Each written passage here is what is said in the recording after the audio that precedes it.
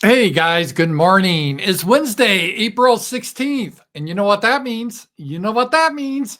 Tonight we have the Wednesday wrap up with Z Man, and we're going to talk about Christianity in America. We're going to talk about the whole liberalism, wokeism in the church. We're going to talk about Christian Zionism. We're going to talk about Protestant and Catholics. Yeah, it's going to be spicy. Everyone's going to hate us. So I'm excited. Be sure to tune in tonight at 7 p.m. And if you have questions, just submit it beforehand. We are excited. So that's going to be a lot of fun. All right. Today's stream, one of the things that always bugs me is people a lot of times will say, "Oh, it's impossible to do something. No, we just can't do it. It's just not possible." Just things like immigration, like stopping immigration into the United States. Oh, it's too complex. We had Kamala Harris. She was a border czar. She's brilliant. She couldn't figure out what to do. It's just a fact of nature. 20,000 of people from Haiti and Central America, they just have to pour in. And there's nothing we can do about it. Who knows? There's just nothing. Maybe we could have a study and pass some amnesty, spend billions of dollars on it to study the situation, but we're just going to have to accept it. It's just like the sun coming up in the east. What are you going to do? What are you going to do?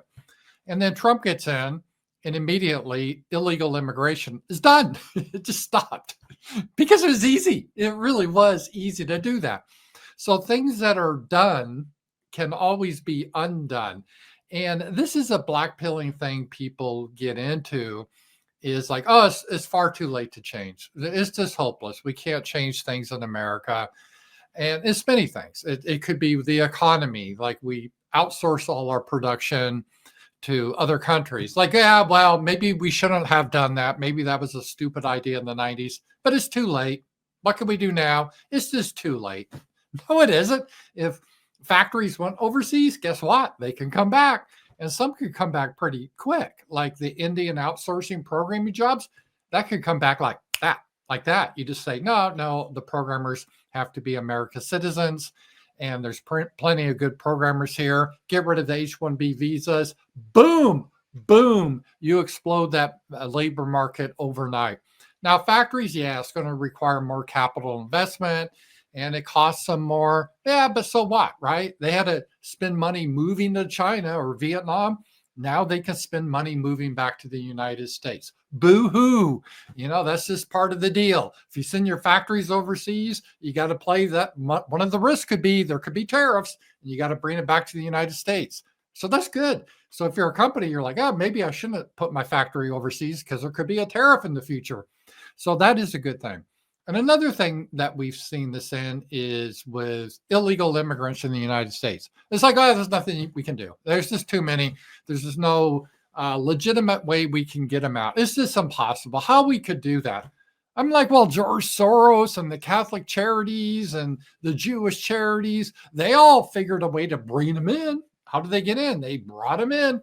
So people come in, they can go out. It's no big, it's not any different, really.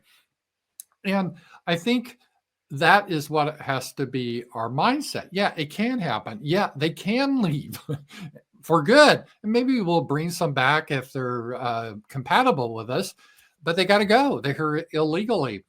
And there are ways to happen. And Donald Trump, he just had an interview today. He brought up something I've been talking about is the biggest way I think we're going to get people out is self-deportation.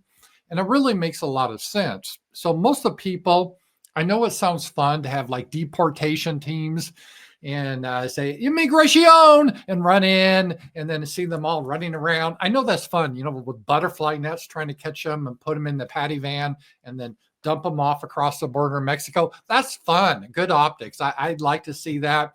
When I see, the mother and the kids screaming and crying, that warms the heart. It warms the heart. I get it. I don't have a heart of stone. That makes me feel good. But most of it is going to be behind the scenes where people are going to say, uh-oh, I don't want to end up like that. Because if you get arrested and get deported, you can't go back to your apartment and pack your stuff up and maybe take your car or truck that you have. No, you just get kicked out. So you're like, well, I don't want that to happen. I want to go out with all my stuff. So that makes a lot of sense. And I think the Trump administration realizes this, and they've offering a plan now, and they're just rolling it out. It's called self-deportation. And we will actually help to pay people to get out. This is brilliant. This is brilliant.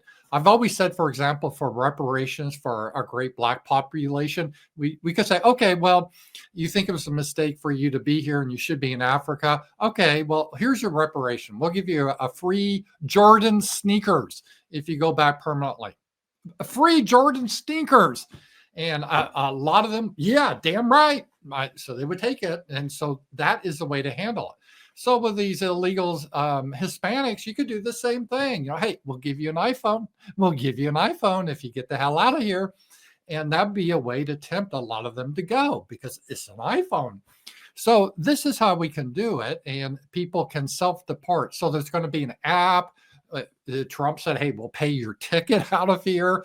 And the good thing is you don't have to go like all at once. Like you have time to pack your stuff up, and we'll help you get out as quickly as possible because we don't want them to be faced with all this white supremacy. We want them to get back to their people because they must live in a nightmare up here. All these evil white people. So we want to send them back safely to their homelands as quickly as possible. But this way they can pack their stuff up and they can go back. And then as Trump said, if you go back this way, then you can reapply to come in legally, and it's not going to be held against you that you were in here illegally. So if you get caught as an illegal alien and you get arrested and you get put in a paddy van and then we kick you over the border, you're put on a list that you can't reapply to become a legal immigrant for like 7 years or something. You're on a naughty list. So this way we could say, yeah, Pedro, listen, you go across the border and you can fill out the application and we will really consider it. Throw it away, but that maybe give them a little iPhone and a plane ticket. I mean, it should be a lot of fun. So give maybe a bucket of tacos, and then that would encourage a lot of them to go. So I think this is a really good way, and this is showing how things can go in the other direction. It really can. So that's a way to get the illegals out. We could tell them, hey, you can always come back in legally and it won't be held against you. And hey, you can maybe get some trinkets we'll give you to get the hell out. So it's kind of a win-win scenario. I like it. Talk to you guys later.